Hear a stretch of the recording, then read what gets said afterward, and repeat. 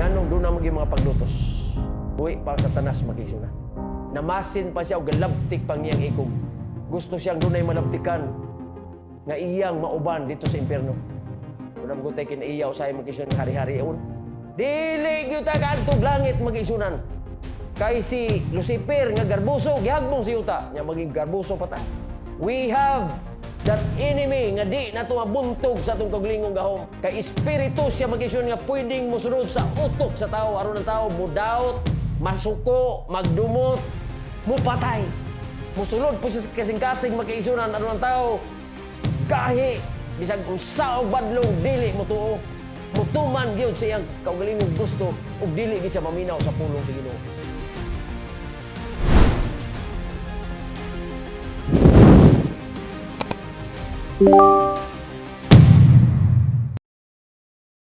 Ang swito nga atong pamalandungan mao ang don't quit now. Ayaw hunong karon. O di ta mohunong karon, di po ta mohunong ugma. Mag-isunan kining paghunong, importante magyapon ni siya kung atong tanawon ang balaod trafiko. Kaya kung di ta kabalo mag-isunan mohunong, makabangga ta o di makahinoon, makabayulisyon ta o makapenalty ta. Gani, importante sad makaisunan nga ang tanang mga sakyan na agi break. Kaya kung lay break makaisunan, luros siya, di siya kaliko, dito siya paingos pangpang. Gani, usa ka panahon nga ang akong silingan nagpatudlo og motor sa akong pag-drive. Nga akong gihimo makaisunan, wa ako ni sakay siyang motor, ako siyang gitun-an, wala. Akong gibitay ang motor, ang lubot gibitay, aron mahang ang iyang ligid sa atras. So dito na ako siya gitudloan, ang nabiruan akong gitudlo niya unsaon pagpahunong. Kay delikado magkaisunan kung maayo na siya mo drive niya, di siya kabalong pahunong. Now ning takna magkaisunan ang atong tagag pagtagad, don't quit now. Kining quit magkaisunan mao ni siya ang paghunong sa mga pakigbisog nato dinis kalibutan. Paghunong espirituhanong relasyon sa atong Ginoo. Paghunong sa mga espirituhanon nga mga buluhaton. Kini magkisunan mo atong hisgutan. Si Jesus Christ makiigsunan doon na siya tambag. Sa Juan 15 versikulo 9 naingon siya, as the Father has loved me, so have I love you. Now remain in my love. Sama nga akong amahan na higugma kanako, ako usab na higugma kaninyo. Busa, pabilin kamo sa akong gugma.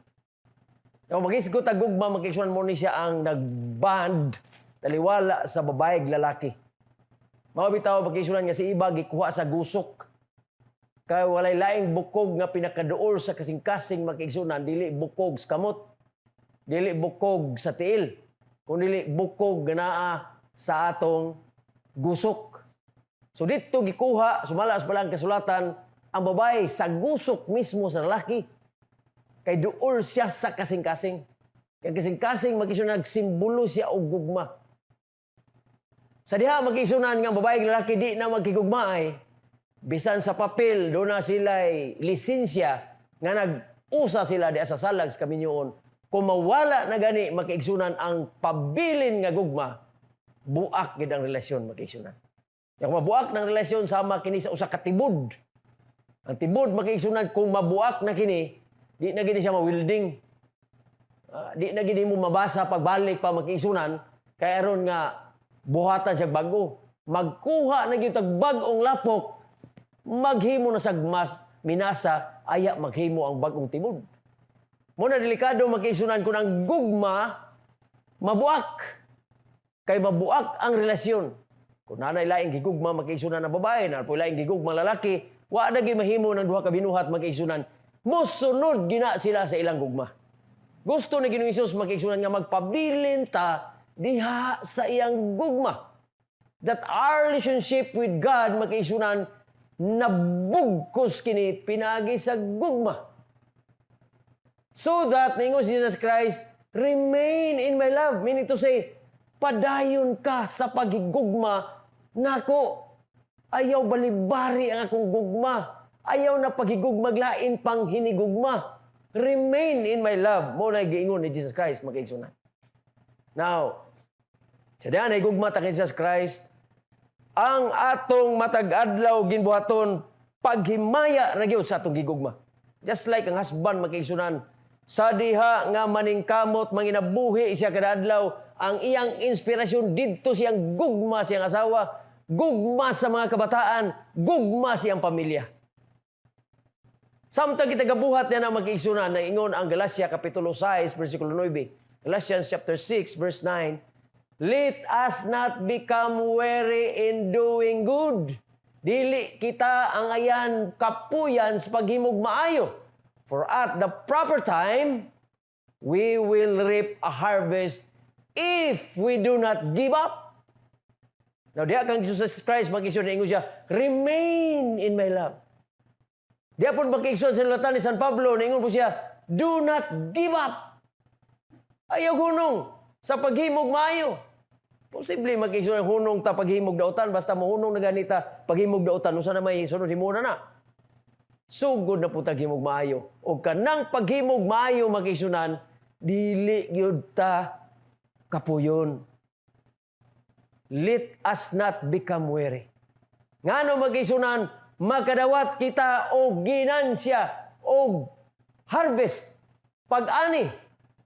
Kung kita dili mo give up, dili mo hunong makaisunan. Sumala pa ni Robert Sapke. Naingon siya makaisunan. All quitters are good losers. Maayo gid ay pagkapildi makaisunan basta mohunong. Sa paghimo na tog maayo makaisunan dili kita mohunong. Kay kung mohunong ta, pildido kita makaisunan dili kita modaog. Dunay usa ka sprinter makaisunan sa 400 meter dash. Sugdi siya mudagan makaisunan. Nga sa panahon sa 1992 Summer Olympic Games in Barcelona, kini si Derek Redmond, usa ni siya ka sprinter for Great Britain. Taga Great Britain ni siya makaisunan. O kini si Redmond tore his hamstring in the 400 meters semifinal. Kada bitaw yang ugat diri makaisunan dapit steel, naputol. Samtang gadagan siya makaisunan, buylog yung dagan, 5 kapila ka bulan, tinuig nga practice makaisunan unya sa tibok Great Britain. Siya'y napili nga i-bangga dito sa dula makaisunan sa dagan 400 meter dash. Grabing practice, grabing preparation makaisunan. Apas takulahaw lang, mikalit og siak ang iyang ugat diri steel. Og sa diha makaisunan nga naputol ang ugat siyang tiil. Taking-king siya makaisunan og mihunong siya pagdagan. Ang mga tao makaisunan nagpaabot kung usay may tabo. Dili niya madawat makaisunan nga di siya kaabot sa finishing line. Ang tanang mga runners makaisunan nakaabot sa finishing line. Dunay ni duol niya nga ningon usaman ibutang na lang ka sa stretcher. Libalibad siya makaisunan na maanam siya kamakambak ginamit ang pikas niyang tiil. I want to touch the finish line. Kaya alang nila mag-iso ng mga runners, mahimo lang ang pildi sa dula kung dili ka kaabot sa finishing line. Just imagine pila ka bulan, tuig ang imong preparations. Unya, wa ka kaabot sa finishing line. Mao na'y naasaw na huna mag-iso na ni Derek Redmond. Busa, naglukso-lukso na siya mag-iisunan, hinay-hinay, paingon dito sa finishing line. Wa kagwantang iyang amahan makisunan ni ambak gikan dito sa audience og mialalay kaniya. Uban sa paghilak tanang mga tao magisunan nanindog na walakpak tungod siyang determinasyon nga dili og dili gid siya muhunong aron makaabot gid siya makisunan dito sa finishing line.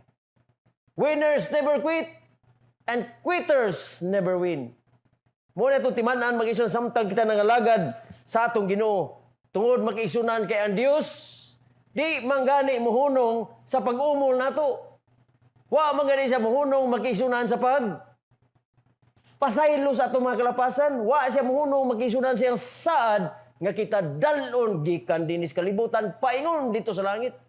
Wa siya muhunong sa pag-undang makisunan. Wa siya muundang sa paghatag sa hangin. Wa siya hunong sa paghatag og init. Kada adlaw makisunan, siya naghatag og mga maayong butang sa atong kinabuhi. But many times, we did not recognize it makisunan. Pilipos 1:6 na kanayon, being confident of this, masaligon kita niini, that he who began a good work in you will carry it on to completion until the day of Jesus Christ. Ang nagsugod ka na itong buhat, nagsugod ka na itong pagtawag, magpadayon gina siya makisunan hangtod yun sa adlaw ni Jesus Christ iyang pagpadayag. Meaning to say, kung doon ay saad ang Diyos, iya ginantumanon. Step by step makiisunan iyang tawgon ang tao. Dili siya muhunong makiisunan nga ang tao maripurma. Dili siya muhunong makiisunan nga ang tao makibalo nga siya nagkinhanglan og manluluwas. Kay ang Diyos makiisunan mutuman mubuhat kung unsa ang iyang gibungat sa iyang mga baba. Christ and His righteousness, page 46 na kanayon. The righteousness of God, says Jesus, is the one thing to be sought in this life. Ang pagkamatarong sa Dios, sumala pa ni Jesus Christ, mao gyud ang pinakadako nga butang nga atong pangitaon sa kinabuhi karon. Food and clothing are minor matters in comparison with it. Ang pagkaon, ang sanina, dili ka na siya ikatandi makiisunan, itandi ngadto sa pagkamatarong sa Dios. God will supply them as a matter of course, so that anxious care and worriment need not be expended on them. Aron ang atong kabalaka, mawala ngadto niining mga butang, kanunon, material nga butang sa kalibutan, ang unahon atong papangita, Lord, unsa man ko sa imong tubangan? Do you have the cloth of Christ's righteousness? Dili ta muhunong makisos magpangayo sa pagkamatarong ni Kristo. Mga pagkaon, mga gikinahanglan sa matag adlaw, sumala pa mag-isunan ni sa Christ and His righteousness, page 46, dili ka na siya mo'y priority. But to secure God's kingdom and His righteousness should be the only object of life. Watay lain makisunan gilantaw nga atong maangkon, mao gyud ang pagkamatarong ni Kristo aron kita takos tawgon nga iya may nanak. Niining kinabuhi nato karon. Ang mga himo batang matarong pastor? Nga mga daotan man ta? Sa tubangan sa Dios makigsunan, if the individual will ask for the repentance and for the forgiveness of his sins, makigsunan, ang Dios masaligan. Kasaligan siya ang pasaylo kanimo kanako. O maghahatag siya gasa sa pagkamatarong. 1 John 1:9. 1 Timothy 6:12 na kanayon, fight the good fight of faith. Yes, kada adlaw makisunan ang atong number 1 nga kaaway kini atong kaluyahon. Kini atong pagkabagulbulan, kini atong sa pagkasiluso, dali masuko, madinumtanon, kaibog sa kalibutan, garbo, mo na'y atong kaaway nga naa sa atong system magkaisunan. The way we look to individual, judgmental ta. The way nga mubati ta magkaisunan, grabe ang atong pakigbisog. Busa magkaisunan, balang kasulatan sa inspirasyon yung gisulat ni San Pablo, ningon siya, fight the good fight of faith. Pakigbugno ni magkaisunan sa atong pagtuo. Take hold of the eternal life. Gunita na to ang kinabuhing walay katapusan, to which you were called when you made your good confession in the presence of many witnesses. At palibutan magita makisunan og mga tao nga galantaw, kinitawhan na unsa makani, gadalag Biblia, gaawit, pagkadaghan naga paniid sa atong palibot. Kung saan na to pag-deal makisunan ng mga sirkumstansya, mga problema, sa matag adlaw na itong pakigbisog sa pagpakabuhi. Kung ang unsay atong reaksyon, kung na gani mga hampas sa pagsulay sa atong kinabuhi. Ang tambag, fight the good fight of faith. Of course, makisunan dili pinaagi sa atong kaugalingong gahom. Pero pinaagi sa gahom sa atong Ginoo. Tuloy makisunan na record sa kasaysayan. Imong tanawon makisunan ang Wikipedia, the free encyclopedia. Ang mga Kristohanon Wala hunungi sa paglutos. Wala hunungi mag-isunan sa mga pagdagmal, mga pagbiibiyay. Wala na siya hunungi. Tungod mag-isunan kay, when we call ourselves Christians, we follow Jesus, o kanang nagsunod-sunod diya kang Kristo mag-isunan, kaaway gina ni Lucifer. Dili pwede mo pahulay si Lucifer mag-isunan, di niya dagmalon, kanang gasunod-sunod kay Jesus Christ, kanang gaangkon ng mga Christians. So naingon mag-isunan, persecution of Christians. The persecution of Christians can be historically traced from the first century of the Christian era to the present day. Bisan pa kaniadto magsiya sa pagsugod sa Kristohanon sa panahon sa pagwalis mga apostoles, gipanglutos na sila mag-isunan. Sa kasaysayan sa Christians mag-isunan, gilutos gikan ni atong 538 AD hangtod sa 1798 AD. Nag-scope ka na makisunan o 1,260 years. Diin gusto makisunan sa kalibutan, papason ang balang kasulatan. Gipangdauban ang balang kasulatan. Sa gahom sa Dios makisunan gipanalipdan. Diin ang balang kasulatan karon doon na daghan kay mga versions.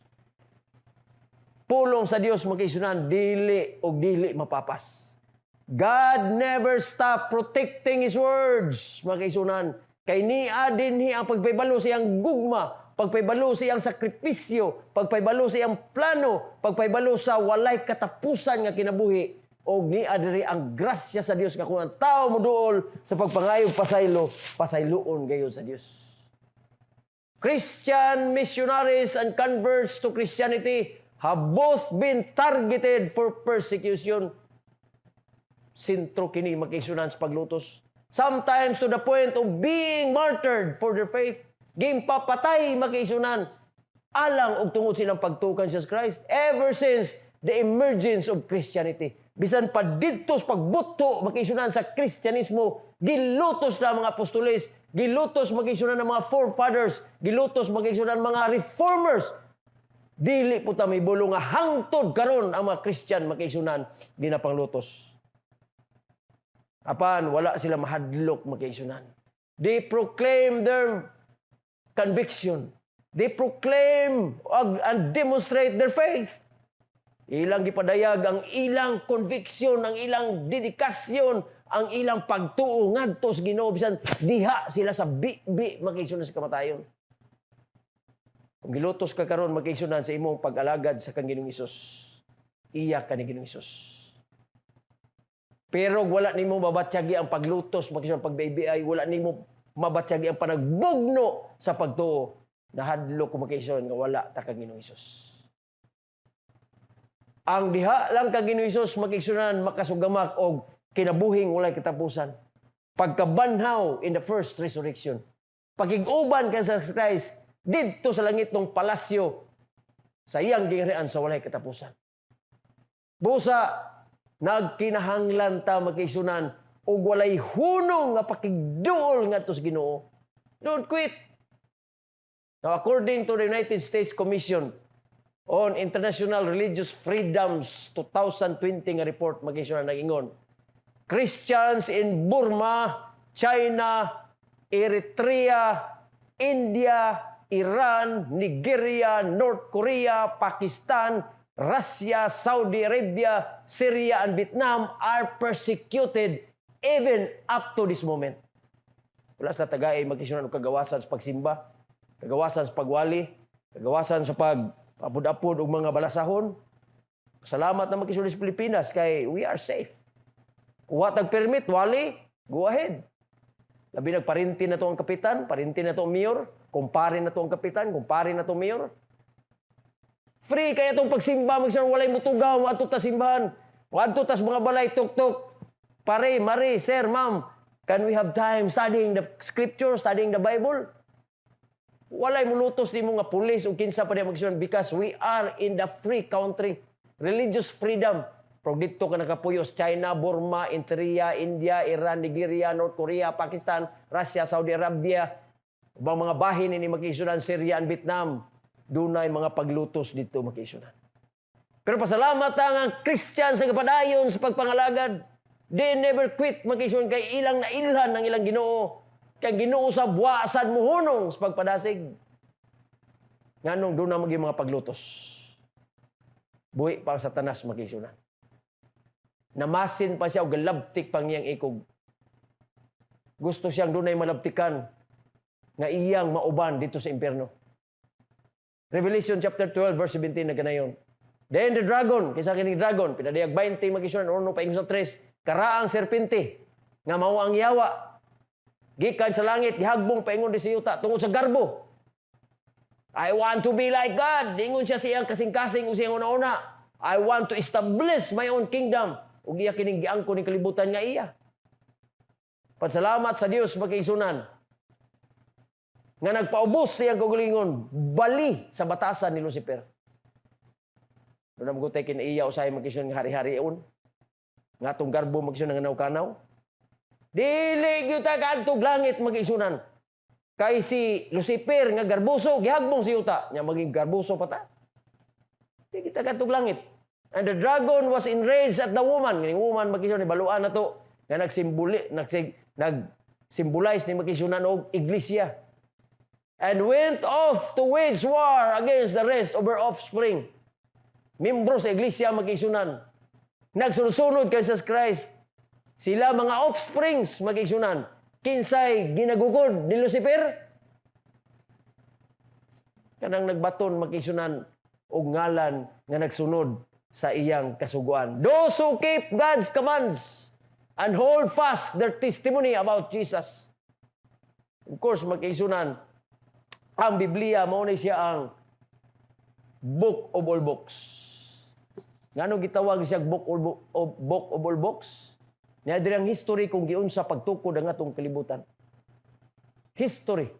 Napo din magkaisunan ang current events. Mateo 24, dayag kay diya magkaisunan, naa diya mga gira. Wala masultii magkaisunan sa Biblia kung unsa ni ngalan nga manasod. Pero dayag sa mga mata karon nga nasod karon mga nagira. Ni bugna ang gugma sa kadaghanan. Pulos Pilipino nagpiyatyanay, nagpinirisway. Ni apo diri magsunan ang prophecy, future events, mga tagna kung sa'y mitabo sa unahan. Panlabaw sa tanan makikisunan, yung gitawag ni Book of All Books. Because the theme of this book is Jesus. The theme of the Bible is Jesus. Testimony of Jesus, magbaton tani ni magkisunan. This is the law of God. Gikan sa 10 commandments magkisunan, gi-elaborate sa Dios kung unsaon pagsunod ang 10 commandments. Nahimo ni siyang Book of the Law. Diba? Book of the Law.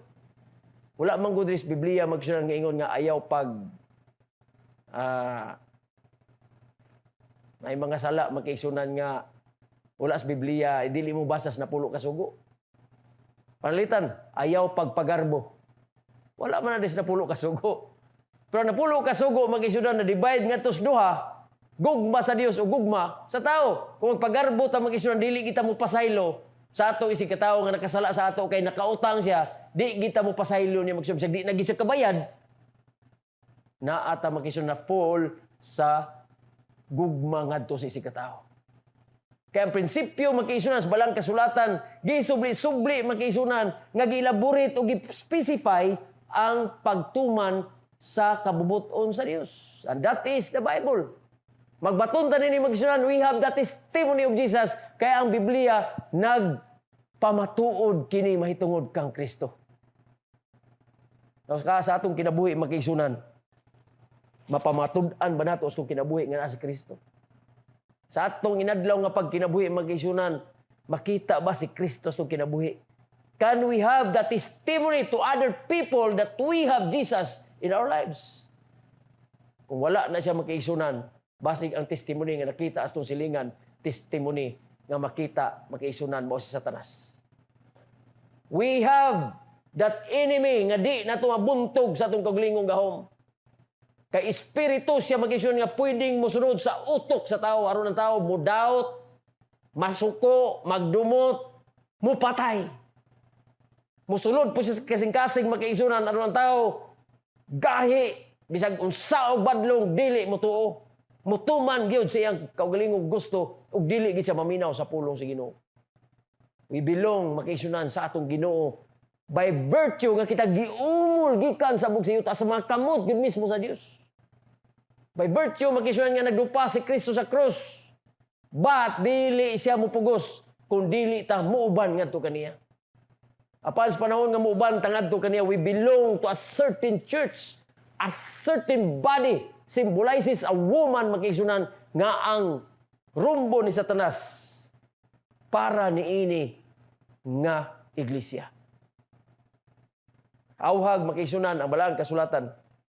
Sulat makisunan ni San Pablo ngadto kang batan-on Timoteo, 2 Timoteo 4:7. Maingon siya makisunan, I have fought the good fight. Giluto si San Pablo makisunan, sa nagwali siya in the name of Jesus Christ. Apan sa diyang nagmanhuman ng iyang pagwali, ningon siya, I have fought the good fight. I have finished the race. Yung human ko ng akong lumba. I have kept the faith. Akong gigunitan ang pagtuo. Now there is in store for me the crown of righteousness. Naa ka na ko gitagana ang pagkamatarong which the Lord, the righteous judge, will award to me on that day, and not only to me, but also to all who have longed for His appearing. Ang tanan nga nagahulat sa pagbalik ni Jesus Christ, makaangkon usab nini nga award makiisunan if we will fight the good fight of faith. Ito may bulong makiisunan. Kadinis kalibutan, samtang kita nakigbisog sa atong pagtuo, nakigbisog sa atong sala, nagsurrender kanunay sa Ginoo, kada adlaw atong ginapugngan ka kita, dili makaipahimuot sa atong Ginoo, tanan atong buluhaton, para gyud sa pagdaig sa atong Ginoo. Naingon si Jesus Christ makiisunan, I have told you these things, so that in me you may have peace. Naay paglutos, naay pagsulay, pagdaog-daog, pagyaga-yaga, pagpanamas-tamas. But nag-ingon si Jesus Christ, in me you may have peace. In this world you will have troubles, but take heart. Maglig-on ka mo. I have overcome the world. Gidaog ko na ang kalibutan. John chapter 16 verse 33. If we are in Christ, mag-iisunan mo daog ta. Wa gitay kapilihan. Kay there's no chance nga ang Ginoo mapildi. Ngano mag-iisunan? Alang nako mabasa niya una-una ni Lucifer. Kaysa wala pa mahimo mag-iisunan nga Satanas si Lucifer. Colossus 1:16 of the city, ang Dios mismo mo'y nag-umol nila. I don't know kung giunsa sila paghimo. Kay Biblia naghisgot raman kung giunsa ang tao pag-umol. Ang mga manununda hinimo sa Dios mag-iisunan. Pero sa paghimo sa Dios, alang kila gitagaan sila og kagawasan, pagserbisyo sa Dios or pagsupak, naa nila ang paglipay sa pagserbisyo. Kundi na sila malipayon, pwede silang dili po mo serbisyo. Apan kundi na sila mo kunik sa Dios makisunan, maputol gyud ang kinabuhi kay the only source of life is God. Na kung palayo tas Ginoo, wala tay kinabuhi. Mo bitaw mo sila nakasala sa si iba, sila nakabaton diretsog kamatayon. May lang gani kay ingon ang Ginoo makisunan ni 3:15, magbutang akong panag-away, meaning to say I will have my rescue operation. Panag-away. That's why mag-isunod ingon si Jesus Christ. But take heart, din his kalibutan, I have overcome the world. Gidaog ko na ni. Busa ko na mo sa ako, di mo mapildi. Daog mo pirmi. Why tabla? Daog yun kanunay, mag-isunan. Pilipos 3:13, brothers and sisters, I do not consider myself yet to have taken hold of it. But one thing I do, ingon ni San Pablo, usa ka butang nga akong gibuhat, wa ko maingon nga na daog na ko, human akong pakigbungno. Wa na ko'y pag-antos, pero usa lang nga akong ginahimo. Akong gibiyaan o gikalimtan ang milabay na. O ako nagapadayon sa unahan. I press on toward the goal to win the prize for which God has called me heavenward in Christ Jesus. Padayon ako sa pagdasdas sa unahan. Din ang Diyos nagtawag kanako paingon sa langit. Diha kang Hesukristo. We'll fight the good fight of faith with Jesus makisunan. Sa panahon, sa karaang kapanahonan, ang mga katauhan sa Diyos makita nimo ang ilang pagsalig makiisunan sa Ginoo. Sa panahon nga mosinggit sila, Lord, tabangi kami nining pakigbugno tungod kay daghan ng mga nasod palibot ka nagdaog-daog kanamo. Makiisunan ang pasalig sa Dios ngadto kanila.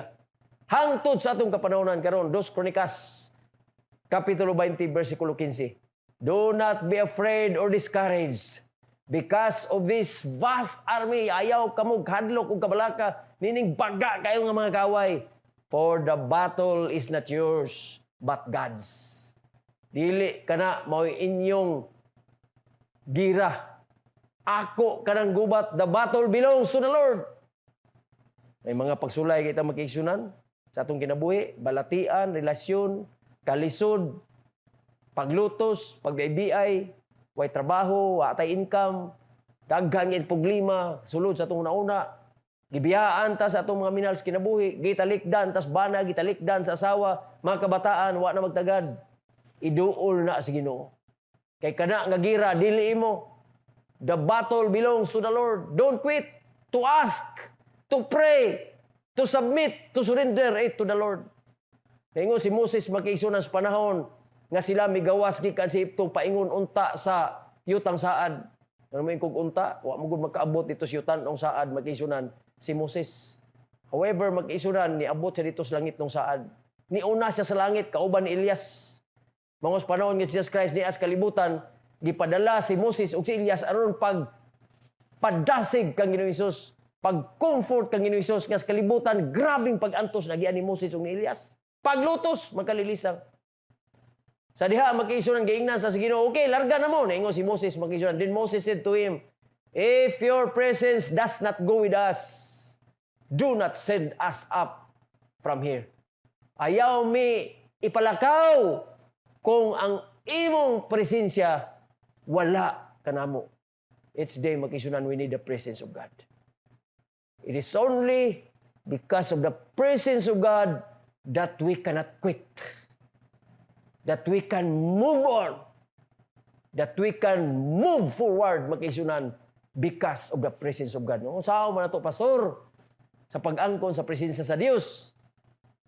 Ang Espiritu sa tagna makiisunan, inspired by the Holy Spirit, misulat makiisunan si Sister White. Steps to Christ, page 93, naingon siya, prayer is the opening of the heart to God as to a friend. Wow! What a privilege makiisunan sa prayer.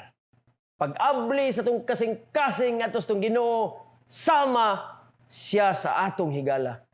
Not that it is necessary in order to make known to God what we are. Dili kay aron may balo ang Ginoo kung kinsa kita. Kung sa itong kinahanglan, magampo ta kay pabalo na itong Ginoo kung sa itong kinahanglan. No! That is not the reason. But in order to enable us to receive Him. Usbo na ko makiisunan. Dilibot pasabot mag-ampo tayo na ito ipibalos Ginoo nga, Lord, kinahanglan ko og mauni, mauna, mauto. Pagkaon, sanina, balay, bayad sa eskwelahan, sakyanan, bayad sa utang, uban pa niya ang mga material. No, kabalo ang Ginoo makiisunan sa itong gikinahanglan. Because He made us, He created us. Ang punto ug rason magisunan nganong kita motugyan sa atong kinabuhi ngadto sa Ginoo in order to enable us to receive Him. Aron ato siyang madawat sa atong kinabuhi because if God is in us magigsunan everything will be supplied. Muna ka importante ang iyang pagkamatarong. Kay kung naa magigsunan presensya sa Dios, we have His righteousness. That's why each day makiigsunan sa atong pagluhod, sa atong pagampo. Himuon nato ni individually. I call it SDA, Special Divine Appointment. Bisag unsa ka bisis kinabuhi, don't rush it out. Nagdali ka kay malit ka sayang basi di mo madakpan ng kwarta. Hagiudos 8 makiigsunan ang salapi ug bulawan niya sa Ginoo. Ganun dali-dali man ka, give time. For Jesus, for the Lord, talk to Him your problems, talk to Him your worries. And He will carry us. This battle, makiigsunan, is not ours. Iya kini sa Dios. Dili na to ang kunang-kunon nga ato. Pildi ta kung wala ang Ginoo. Ayaw gunong sa pagduol sa Ginoo, pagsurinder sa Ginoo, paggunit sa Ginoo. Kay kung kita mo duol ngadto kaniya, He has that open arms to embrace us. Naot makigsunan ni atong batiyo ng kadasig sa atong Ginoo nga walay hunong sa pagkatiman, pagtawag, pagsampit, paghatag kanato sa atong matag adlaw gikinahanglan. But ang pinakataas o pinakadako gyud nga gusto sa Dios nga atong pangayoon, His righteousness, His forgiveness, and His presence.